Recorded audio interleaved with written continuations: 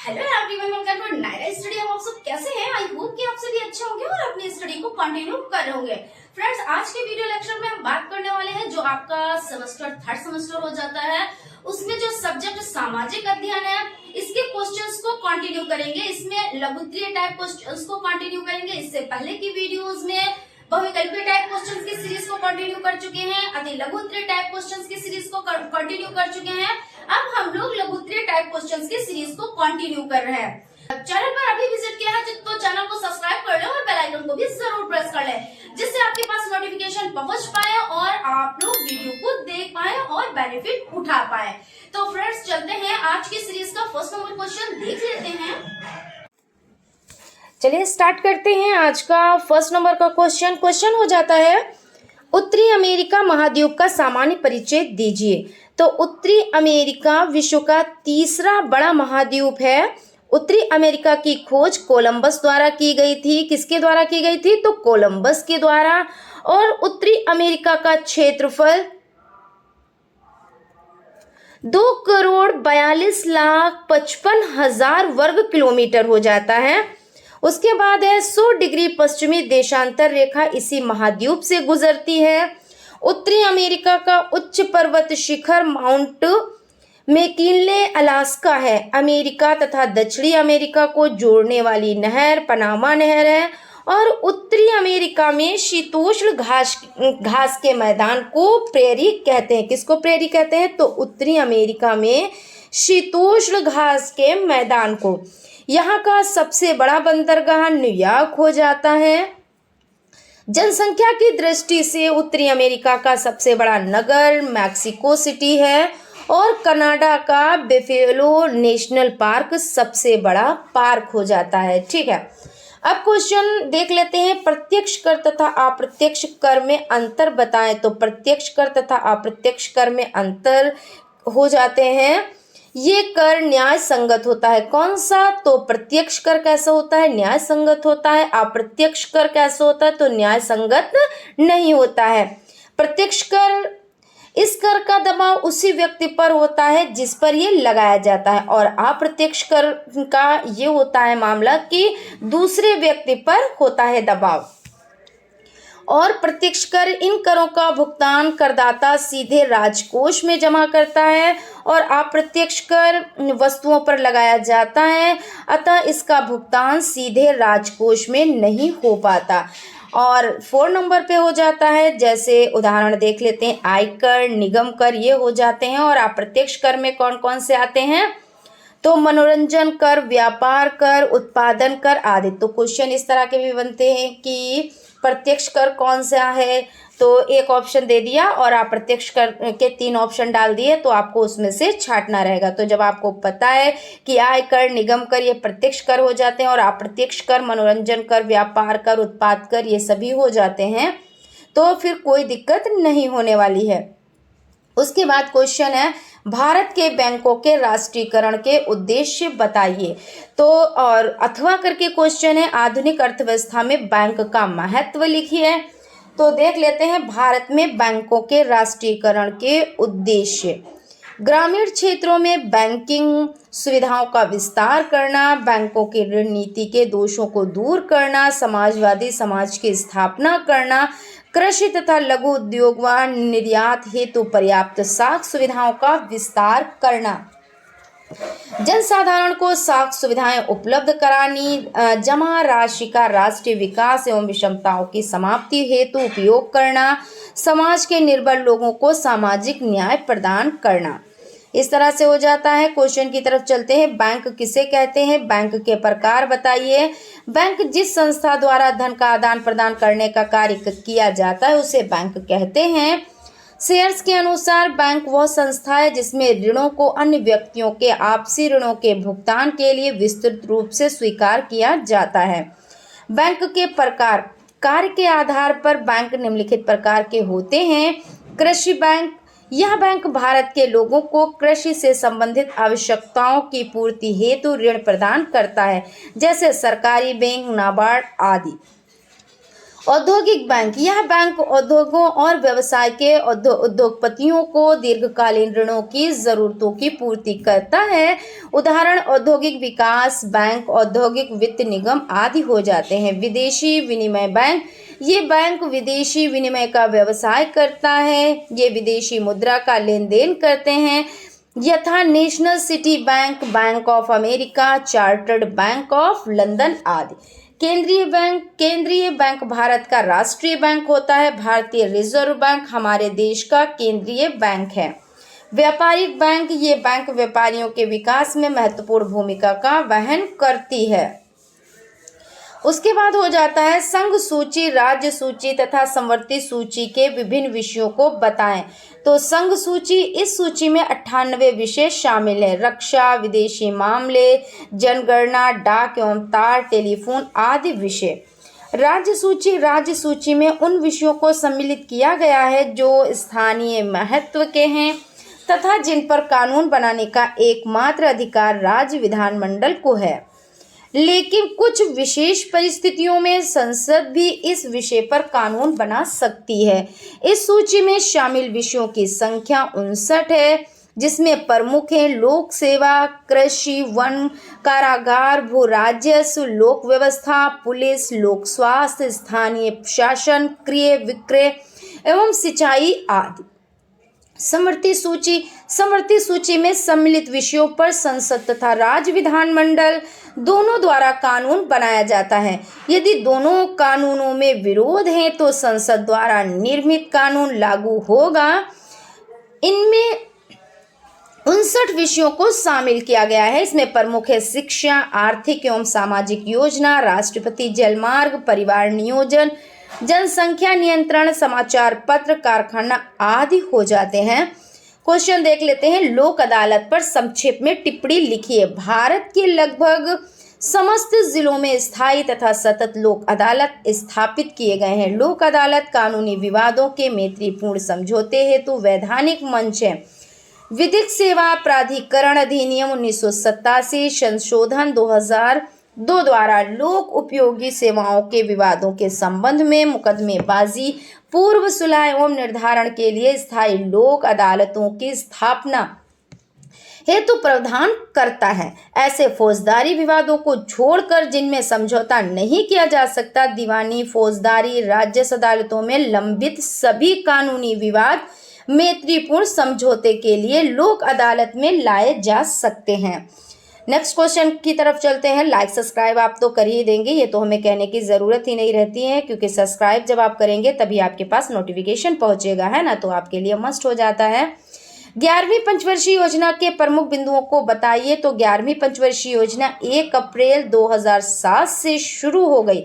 अब ये जो पंचवर्षीय योजनाएं हैं इसमें कुछ भी पूछा जा सकता है, जैसे पहली पंचवर्षीय योजना की अवधि बताएं या दूसरी पंचवर्षीय योजना की अवधि बताएं, कौन सी पंचवर्षीय योजना कंप्लीट नहीं हो पाई थी, कुछ ही टाइम तक चली थी। इस तरह के क्वेश्चंस एग्जाम में आ जाते हैं, तो आप लोग अच्छे से इसको देख लीजिएगा। 11वीं पंचवर्षीय योजना की सीमा वर्ष 2007 से 2012 थी। 11वीं पंचवर्षीय योजना के प्रमुख बिंदु निम्नलिखित हैं। शैक्षिक बेरोजगारी को 5% नीचे लाना, साक्षरता दर को कम से कम 75% के स्तर तक लाना, 7 वर्ष से अधिक आयु वर्ग में साक्षरता दर को बढ़ाकर 85% करना, प्राथमिक शिक्षा के स्तर पर विद्यालय छोड़कर घर बैठ जाने वाले बालकों की दर को वर्ष 2003-04 में 52% से घटाकर वर्ष 2011-12 तक 20% के स्तर पर लाना। ठीक है, फिर उसके बाद है साक्षरता के लिंग अंतराल को 10% तक नीचे लाना और रोजगार के 70 मिलियन नए अवसर सृजन करना, और देश के समस्त ग्रामों में विद्युतीकरण का लक्ष्य हो जाता है। शिशु मृत्यु दर को घटाकर 28 तथा मातृत्व मृत्यु दर को घटाकर प्रति 1000 जीवित जन्म के स्तर पर लाना। 2012 तक सभी को घर बनाने के लिए भूमि उपलब्ध कराना। समस्त सरकारी योजनाओं के कुल प्रत्यक्ष तथा परोक्ष लाभार्थियों में महिलाओं एवं बालिकाओं का हिस्सा कम से कम 33% हो।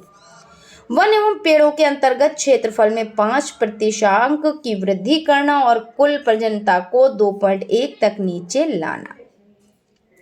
नेक्स्ट क्वेश्चन पर चलते हैं। मुगल काल को साहित्य का स्वर्ण युग माना जाता है, स्पष्ट कीजिए, बहुत ज़्यादा इंपॉर्टेंट हो जाता है आप लोगों के लिए। ठीक है, मुगल शासकों के समय में फारसी व तुर्की के अतिरिक्त हिंदी, संस्कृत, बांग्ला और पंजाबी साहित्य का पर्याप्त विकास हुआ। बाबर स्वयं तुर्की एवं फारसी का बड़ा विद्वान था।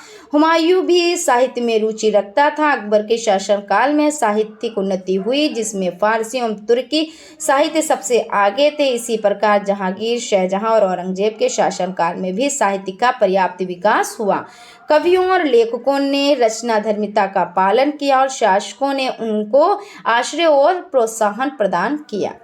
बक्सर के युद्ध का वर्णन कीजिए। तो बक्सर का युद्ध 23 अक्टूबर 1764 ईस्वी को लड़ा गया। इस युद्ध में एक ओर अंग्रेजी सेनाएं तथा दूसरी ओर बंगाल के भूतपूर्व नवाब मीर कासिम, अवध के नवाब शुजाउद्दौला तथा मुगल सम्राट शाह आलम की संयुक्त सेनाएं थीं। इस युद्ध में निम्न कारण थे, इस युद्ध के निम्न कारण थे, देख लेते हैं क्या क्या कारण थे। मीर कासिम का नवाब के पद से हटाया जाना, मीर कासिम द्वारा अंग्रेज बंदियों की हत्या, शुजाउद्दौला द्वारा मीर कासिम की सहायता तथा मीर कासिम, शुजाउद्दौला तथा शाह आलम में आपसी गठबंधन। इस गठबंधन और अंग्रेज सेना के बीच बक्सर नामक स्थान पर भीषण युद्ध हुआ, जिसमें अंग्रेज विजयी रहे। शाह आलम ने अंग्रेजों से समझौता कर लिया तथा मीर कासिम भाग गया। शुजाउद्दौला ने अंततः आत्मसमर्पण कर दिया और इसी के साथ इस युद्ध का अंत हो गया। इस युद्ध ने ब्रिटिश कंपनी को एक पूर्ण प्रभुत्ता संपन्न शक्ति बना दिया। अब चलते हैं क्वेश्चन की तरफ। क्वेश्चन है, शाहजहां के काल को मुगल काल का स्वर्णकाल क्यों कहते हैं? तो 1628 ईस्वी से 1658 ईस्वी तक का शाहजहां का काल विशेष महत्व रखता है, जिस कारण कुछ इतिहासकार एल्फिनिस्ट, बनारसी प्रसाद, सक्सेना आदि इस काल को मुगल काल का स्वर्ण युग मानते हैं। इन 3 वर्षों में मुगल साम्राज्य में शांति एवं सुरक्षा स्थापित थी और साम्राज्य का दक्षिणी और उत्तरी भारत में भी विस्तार हुआ था। राज्य प्रबंधन कुशलता से चल रहा था और लोगों की सामाजिक एवं आर्थिक स्थिति अच्छी थी। भवन निर्माण कला का अद्भुत विकास हुआ, जिसका महत्वपूर्ण उदाहरण आगरा का ताजमहल तथा अन्य भवन और दिल्ली का लाल किला। इस काल में चित्रकला, सुंदर लिखाई की कला और संगीत कला की भी प्रगति हुई। फारसी तथा हिंदी साहित्य में वृद्धि हुई और चिकित्सा, गणित तथा ज्योतिष विद्या का भी विकास हुआ। कृषि और व्यापार भी इस काल में उन्नत अवस्था में थे। इस प्रकार शाहजहां के शासनकाल में मुगल साम्राज्य की समृद्धि एवं शान शौकत चरम सीमा तक पहुंच गई थी। औरंगजेब की धार्मिक नीति के क्या परिणाम हुए? तो औरंगजेब की इस हिंदू विरोधी नीति की भयंकर प्रतिक्रिया हुई। देश के विभिन्न भागों में विद्रोह का दौर प्रारंभ हो गया, जो इस प्रकार है। मथुरा के जाटों का विद्रोह। औरंगजेब की हिंदू विरोधी नीति के कारण चारों ओर असंतोष और प्रतिरोध की भावना फैल गई। मथुरा के जाटों ने इसका सबसे पहले प्रतिरोध किया। उन्होंने अनेक मस्जिदों को गिरा दिया। कई स्थानों पर मुल्लाओं की दाढ़ी साफ कर दी गई। सतनामियों का विद्रोह हो जाता है। तो 1675 ईस्वी दूसरा विद्रोह नारनौल और स्वात के जिलों में सतनामियों ने किया। सतनामी हिंदू का एक धार्मिक संप्रदाय था जो ईश्वर की एकता में विश्वास रखता था। उन्होंने अपनी दाढ़ी, मूछें, यहाँ तक कि भौवें भी कटवा दी थी, जिससे उन्हें मुड़िया भी कहते थे। इस युद्ध का कारण एक सतनामी और मुगल सैनिक में झगड़ा होना था। सतनामी ने मुगल सिपाही को जान से मार दिया। वहां के शासक सिकंदर ने सतनामी को पकड़ने की कोशिश की। इस पर सतनामियों ने विद्रोह कर दिया।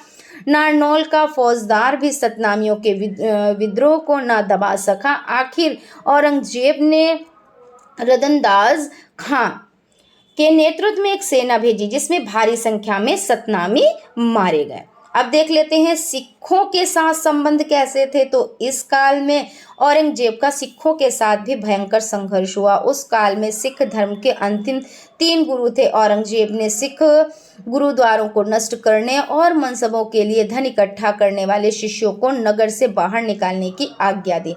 राजपूतों के विद्रोह। औरंगजेब की धार्मिक असहिष्णुता और नीति के कारण अनेक राजपूत राज्यों ने संघर्ष का झंडा खड़ा किया।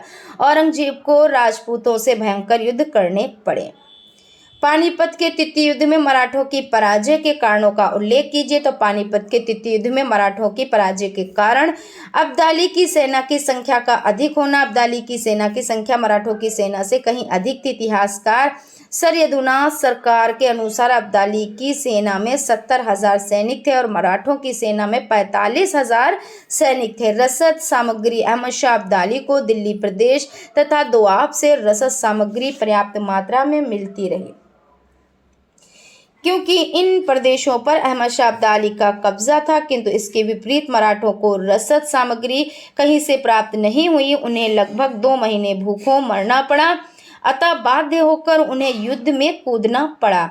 सदाशिवराव भाव का उत्तरदायित्व। मराठों की पराजय के लिए सदाशिवराव भाव भी बहुत कुछ उत्तरदायी था। भाव ने पहली गलती यह की कि उसने दिल्ली पर अधिकार करने के बाद वहां से खास सामग्री प्राप्त करने का प्रयत्न नहीं किया और उसने दिल्ली में पर्याप्त सेना भी रखने का प्रयत्न नहीं किया। अब्दाली ने दिल्ली पर कब्जा करके दिल्ली में उसे रसद प्राप्त नहीं होने दी। भाव ने दूसरी भूल यह की कि उसने दिल्ली से आगे बढ़कर अब्दाली के विशाल खाद्य भंडार पर अधिकार तो कर लिया, किंतु सुरक्षा की उसने कोई व्यवस्था नहीं की। परिणाम स्वरूप अब्दाली ने उस पर पुनः अधिकार कर दिया। और भाव ने तीसरी गलती यह भी की कि उसे अब्दाली के प्रबल शत्रु सिखों से कोई भी सहयोग तथा सहायता प्राप्त करने का प्रयास नहीं किया। सदाशिवराव भाव ने कूटनीति तथा राजनीति चालबाजियों की भी क्षमता नहीं थी। इन्हीं कारणों से पानीपत में मराठों की पराजय हुई। मराठों की दोषपूर्ण सैनिक व्यवस्था। तो अब्दाली की सेना सुशिक्षित थी और उसका अनुशासन कठोर था। इसके विपरीत मराठों में अनुशासन की कमी थी। ठीक है, और इसमें हो जाता है और वे आत्म संयम तथा नियम पालन से घृणा करते थे। तो यहाँ तक देख लिया, काफ़ी लेंदी हो जाएगा, इतना लेंदी लिखने की ज़रूरत नहीं होती है। जैसा टाइम हो टाइम के अकॉर्डिंग आप लोग वर्क कीजिएगा। ऐसा नहीं है कि इतना लेंदी है तो बस इसी को एक ही क्वेश्चन को लेके बैठ जाएं और बाकी सारे क्वेश्चन छूट जाएं। ठीक, तो आप लोग अच्छे से कीजिएगा वर्क जैसा टाइम। चलते हैं नेक्स्ट क्वेश्चन की तरफ। क्वेश्चन देख लेते हैं। कोयला हमारे लिए किस प्रकार उपयोगी है, स्पष्ट कीजिए। तो कोयला शक्ति का एक महत्वपूर्ण साधन है। इसका प्रयोग रेल, जलयान तथा मशीनों को चलाने तथा अन्य उद्योगों में कच्चे माल के रूप में किया जाता है। उपयोगी शक्ति का साधन होने के कारण ही कोयले को काला हीरा भी कहा जाता है। उसके बाद हो जाता है शेरशाह की शासन व्यवस्था का उल्लेख कीजिए।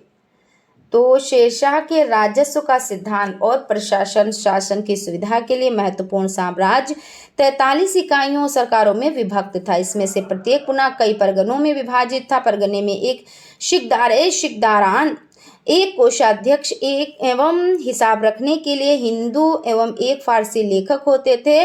अगली बड़ी प्रशासनिक इकाई सरकार में एक तथा एक मुंसिफान होते थे, जो परगने के अधिकारियों के कार्य की देखभाल करते थे। अधिकारियों के अपने अधिकार क्षेत्रों में अनुचित प्रभाव को रोकने के लिए सुल्तान ने उन सबको हर 2 या 3 वर्षों में स्थानांतरित करने की योजना बनाई, जो उसके शासन की अल्पकालीन अवधि के कारण अधिक समय तक नहीं चल सके। शासन की प्रत्येक शाखा की व्यक्तिगत देखभाल शेरशाह स्वयं करता था। अशोक तथा हर्ष के समान वह इस सूत्र के अनुसार कार्य करता था कि बड़ों को सदैव क्रियाशील होना शोभा देता है। ठीक है, अब नेक्स्ट क्वेश्चन की तरफ चलते हैं। लाइक सब्सक्राइब कीजिएगा आप लोग। ठीक है, मुगलकालीन भवन निर्माण की विशेषताएं लिखिए। तो कला एवं स्थापत्य की दृष्टि से मुगल काल अत्यंत विकसित था। यह विकास क्रमिक चरणों में हुआ। समय तथा मगर सत्ता में परिवर्तन के साथ साथ कला व स्थापत्य के क्षेत्र में भी परिवर्तन दिखाई देते हैं। सल्तनत काल की तरह ही मुगल काल में भी प्रारंभिक दौर की स्थापत्य कला में देशी व इस्लामी वस्तु शैलियों की मिश्रण था। बाबर ने ईरानी शैली में ज्यामितीय आधार पर बागों का निर्माण कराया। अकबर काल के स्थापत्य का प्रथम उदाहरण हुमायूं का मकबरा है, जो कि विशाल द्विगुंबदीय प्रणाली में निर्मित है। यहाँ पे देख लेते हैं। हिंदू व देशी विशेषताओं में राजपूत शैली, बौद्ध विहार शैली, शहतीरों का प्रयोग, किलानुमा संरचना आदि प्रमुख हो जाते हैं, जबकि दोहरा गुंबद, मेहराब, नक्काशी, इस्लामिक पद्धति से चित्रांकन आदि ईरानी मुस्लिम शैली की विशेषताएं हैं। इस काल में स्थापत्य में गुंबद, मेहराब, संगमरमर का कम प्रयोग व लाल बलुआ पत्थर का ज़्यादा प्रयोग मितव्यता को दर्शाता है। और यहाँ पे देख लेते हैं इन भवनों के निर्माण का उद्देश्य आवश्यकता, भावना, व्यवहारिकता तथा अध्यात्मवाद पर आधारित था कि अतिशय सौंदर्य के प्रदर्शन हेतु इसे यानी यहाँ पे देख लेते हैं इस काल के प्रमुख भवन फतेहपुर सीकरी स्थित जामा मस्जिद, बुलंद दरवाज़ा, मरियम महल, पंचमहल आदि हैं। अकबर के सीकरी स्थित जामा मस्जिद, बुलंद दरवाज़ा, मरियम महल, पंचमहल आदि प्रमुख हो जाते हैं। अकबर के पश्चात मुगल स्थापत्य कला में इस्लामी पद्धति का प्रयोग बढ़ता ही गया। जहांगीर के काल में कारी की नई विधि पित्रादुरा का प्रारंभ हुआ। इसके अंतर्गत कीमती रत्नों व पत्थरों को संगमरमर पर जोड़ा जाता था। इसका उदाहरण इत्मादुल्ला का मकबरा है। सिकंदरा स्थित अकबर का मकबरा 5 मंजिला इमारत है जो कि भारतीय बौद्ध विहार व चीन की खमेर वास्तुकला से प्रेरित है। शाहजहां का काल मुगल वास्तुकला का स्वर्ण युग था। इस युग में संगमरमर व पित्रादुरा का प्रयोग आम हो गया, जिसके कारण शाहजहां ने अकबर कालीन बलुआ पत्थर की कुछ इमारतों को संगमरमर में परिवर्तित कराया। अमरूदी गुंबद, दांतेदार मेहराब, चारों कोनों पर मीनार, बाग व झरने सम्मिलित संरचना आदि इस युग के भवनों की विशेषताएं थी। इस युग की इमारतों में शान शौकत, भव्यता की वजह से मौलिकता, सजीवता की कमी रही। ताजमहल, लाल किला, जामा मस्जिद, मोती मस्जिद आदि इस काल के स्थापत्य कला के प्रमुख नमूने हैं। औरंगजेब के युग में स्थापत्य कला का ज़्यादा विकास नहीं हो सका। भवनों का इस्लामिक स्वरूप अधिक दृढ़ होकर उभरा। राबिया का मकबरा, बादशाही मस्जिद, लाल किले की मोती मस्जिद आदि मुख्य इमारतें इस स्थापत्य कला को भारतीय कला के सम्मिश्रण में ईरानी कला और इस्लामिक कला के प्रभाव के आधार पर इंडो इस्लामिक शैली का मुगल शैली के नाम से अभिहित किया जाता है। इस प्रकार के मुगल काल में कला व स्थापत्य का क्रमिक विकास हुआ, जो कि समयानुसार परिवर्तन के साथ दिखाई पड़ता है। हिंदू मुस्लिम संस्कृति के आदान प्रदान का प्रभाव मुगल कालीन कला व स्थापत्य के उदाहरणों से भी स्पष्ट होता है। इसके मिश्रण से एक नवीन और प्रशासनीय शैली के विकास हुआ, जिसमें मुगल कालीन कला व स्थापत्य को अद्वितीय स्वरूप दिया गया। ठीक है, चलते हैं नेक्स्ट क्वेश्चन की तरफ। इलाहाबाद की संधि की मुख्य धाराएं क्या थी? वेरी इंपॉर्टेंट क्वेश्चन हो जाता है आप लोगों के लिए। इलाहाबाद की प्रथम संधि की शर्तें निम्नवत थी। कंपनी को मुगल सम्राट शाह आलम द्वितीय के बंगाल, बिहार तथा उड़ीसा की दीवानी प्राप्त हुई। कंपनी ने अवध के नवाब से कड़ा और इलाहाबाद के ज़िले लेकर मुगल सम्राट शाह आलम द्वितीय को दे दिए। कंपनी ने मुगल सम्राट को 26 लाख की वार्षिक पेंशन देना स्वीकार किया और यहीं से ब्रिटिश शासन की जड़ भारत में जमना शुरू हो गई। अब ये देख लेते हैं इलाहाबाद की द्वितीय संधि। यहाँ पे तो शर्तें थी और ये संधि देख लेते हैं। ये संधि 16 अगस्त 1765 ईस्वी को क्लाइव एवं सजाउद्दौला के मध्य संपन्न हुई। इस संधि की शर्तें निम्नवत थी। इलाहाबाद और कड़ा को छोड़कर अवध का शेष क्षेत्र नजमुद्दौला को वापस कर दिया गया। कंपनी द्वारा अवध की सुरक्षा हेतु नवाब के खर्च पर एक अंग्रेजी सेना अवध में रखी गई। कंपनी को अवध में कर मुक्त व्यापार करने की सुविधा प्राप्त हो गई और सजाउद्दौला को बनारस के राजा बलवंत सिंह से पहले की ही तरह लगान वसूल करने का अधिकार दिया गया। राजा बलवंत सिंह ने युद्ध में अंग्रेजों की सहायता की थी। तो इस तरह से यहाँ पे आपका सेशन कंप्लीट हो जाता है। अभी भी आपका जो ये सीरीज़ है राजन सीरीज़ में जो सामाजिक अध्ययन सब्जेक्ट हो जाता है ये भी कंप्लीट नहीं हुआ है। एक पार्ट अभी इसका और रहेगा, उसके बाद ये आपका कंप्लीट हो जाएगा और राजन सीरीज़ के बाद आपका पवन सीरीज़ कंटिन्यू करेंगे। सो आप लोग अगर अभी ज्वाइन हुए हो और अभी आपने चैनल पर विजिट किया है तो सब्सक्राइब ज़रूर कर लीजिएगा और बेल आइकन को भी ज़रूर प्रेस कर लीजिएगा, क्योंकि क्या होता है इससे आपके पास नोटिफिकेशन पहुंचता है और आप क्लास को ज्वाइन कर पाते हैं। तो मिलते हैं नेक्स्ट क्लास में। Thank you.